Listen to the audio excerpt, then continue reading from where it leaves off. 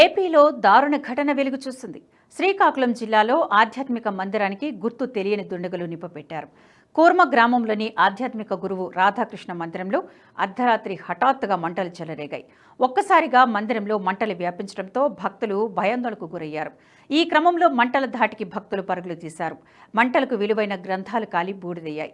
ఈ అగ్ని ప్రమాదంపై స్పందించిన డిప్యూటీ సీఎం పవన్ కళ్యాణ్ ఆధునిక హంగులు లేకుండా ఆధ్యాత్మిక చింతనతో జీవించేలా తీర్చిదిద్దుకున్న కూర్మ గ్రామం అగ్నికి ఆహుతి కావడం దురదృష్టకరమన్నారు. అగ్ని ప్రమాదంపై పోలీసులు లోతుగా విచారణ చేయాలని సంబంధిత యంత్రాంగానికి పవన్ కళ్యాణ్ సూచనలు చేశారు.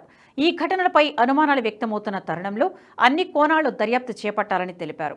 కోర్మ గ్రామంలో ప్రస్తుత పరిస్థితిపై జిల్లా అధికారులతో మాట్లాడి వారికి అవసరమైన సహాయ సహకారాలు అందిస్తామన్నారు. సనాతన ధార్మిక జీవనం కోసం ఇస్కాన్ ఆధ్వర్యంలో ఈ గ్రామం ఏర్పడింది. కూర్మ గ్రామ వాసులు యాంత్రిక జీవన విధానాలకు భిన్నంగా మట్టిళ్లలో ఉంటూ ప్రకృతి వ్యవసాయం చేసుకుంటూ జీవిస్తున్నారు.